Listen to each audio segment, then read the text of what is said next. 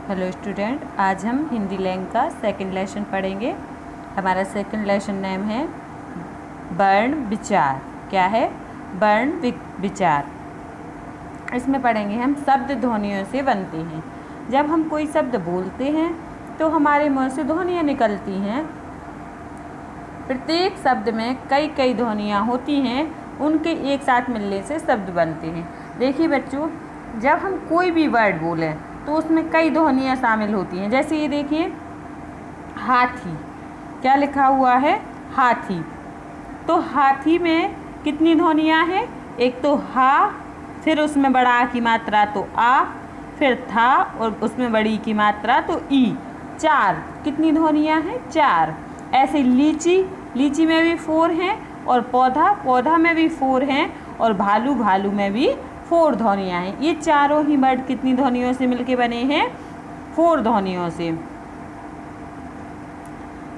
ये शब्द 4-4 ध्वनियों के मिल से बने हैं। इन ध्वनियों के और छोटे टुकड़े नहीं हो सकते हैं, सबसे छोटी ध्वनियाँ हैं। अब हम जानेंगे कि वर्ण क्या होता है। तो भाषा की सबसे छोटी इकाई जिसके और टुकड़े नहीं किए जा सकते, वह क्या कहलाती है? वर्ण कहलाती है। और वर्णमाला किसे कहते हैं? तो किसी भाषा में जितने भी वर्णों का प्रयोग होता है, उन सभी वर्णों के समूह को क्या कहते हैं? वर्णमाला कहते हैं।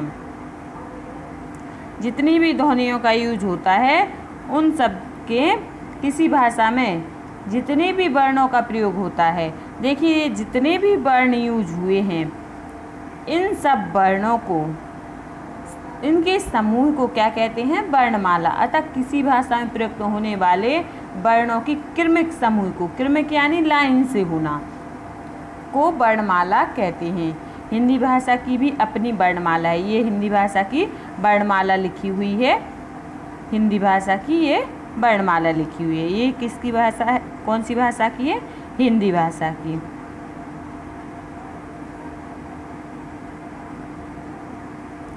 अब हम पढ़ेंगे कि वर्णों के प्रकार। वर्ण कितने प्रकार के होते हैं? तो वर्ण 2 प्रकार के होते हैं, स्वर और व्यंजन। सबसे पहले पढ़ेंगे स्वर क्या होते हैं। तो जो वर्ण किसी अन्य ध्वनि की सहायता के बिना बोले जाते हैं, उन्हें स्वर कहते हैं। हिंदी वर्णमाला में 11 स्वर हैं। कितने हैं? 11 स्वर हैं। ये आपको स्वर लिखे हुए हैं। स्वर 2 प्रकार के होते हैं। स्वर भी कितने प्रकार के होते हैं? 2 प्रकार के, ह्रस्व स्वर और दीर्घ स्वर। ह्रस्व स्वर यानी जिन स्वरों को बोलने में सबसे कम समय लगता है, उन्हें ह्रस्व स्वर कहते हैं। हिंदी वर्णमाला में 4, हिंदी वर्णमाला में कितने ह्रस्व स्वर हैं? 4 ह्रस्व स्वर हैं। कौन कौन से हैं वह ह्रस्व स्वर? यानी छोटा, छोटा, ई, ऊ, ऋषि। ये 4 कौन कौन से वर्ण हैं? ह्रस्व स्वर हैं। अब हम पढ़ेंगे दीर्घ स्वर। तो जिन स्वरों को बोलने में ह्रस्व स्वर से दुगना समय लगता है, उन्हें क्या कहते हैं? दीर्घ स्वर। ये हमको कितने हैं संख्या में? 7। कितने हैं ये संख्या में? 7। तो ये लिखे हुए हैं दीर्घ स्वर।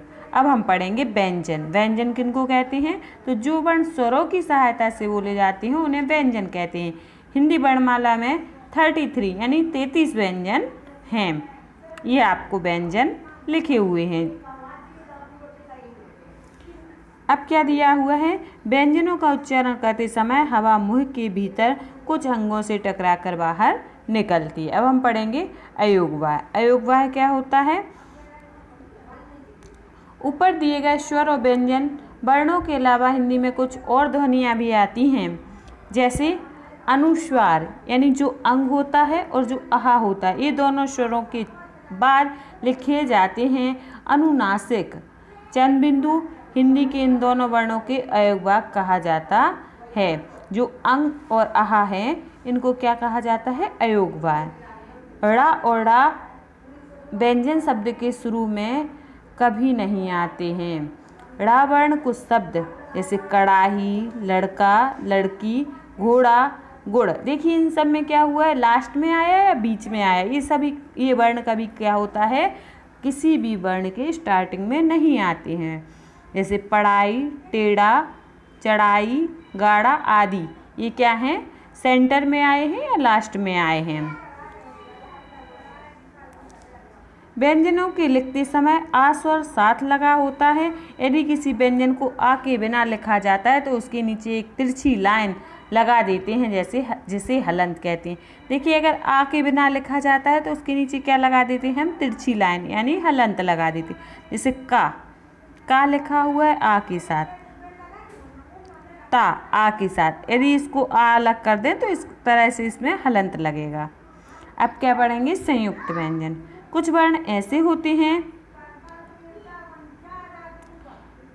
जो दो वर्णों के मेल से बनते हैं, जिन्हें संयुक्त व्यंजन या संयुक्त अक्षर कहते हैं।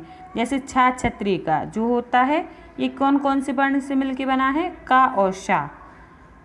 ज्ञा, ज्ञानी का जा और या से, और त्रा, ता और रा से मिलके बना है, और श्रा, शा और रा से मिलके बना है। ये 4 शब्द हैं हिंदी वर्णमाला में जो संयुक्त व्यंजन है, छत्र, ज्ञा और श्रा। अब मात्राएं पढ़ेंगे।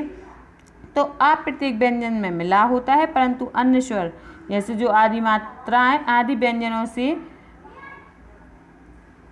मिलते समय रूप बदल लेते हैं। स्वरों के इन बदले रूप को मात्रा कहते हैं। ऊपर बताया जा चुका है कि व्यंजन स्वरों की सहायता के बिना नहीं बोले जा सकते। प्रत्येक स्वर की मात्रा नीचे दी जा रही है। आ स्वर की कोई मात्रा नहीं होती। देखिए, ये मात्राएं लिखी हुई हैं हर स्वर की, आपको इस तरह से ये करना है। इस प्रकार व्यंजनों पर मात्राएं 4 प्रकार से लगाई जाती हैं। बड़ा आ, बड़ी ई, ओ। औ की मात्राएं व्यंजनों के बाद लगती हैं। देखिए, ये मात्राएं जैसे बड़ा आ की मात्रा लगी है, जैसे का में लगी है, बड़ी ई की लगी है, ओ की लगी है, औ की, ये किसके बाद लगती हैं, व्यंजन के बाद। छोटी ई की मात्रा व्यंजन के पहले लगती है, जैसे माँ में छोटी ई की लगी तो व्यंजन के पहले लगी हुई है। ए और ऐ की मात्रा व्यंजन के ऊपर लगती हैं।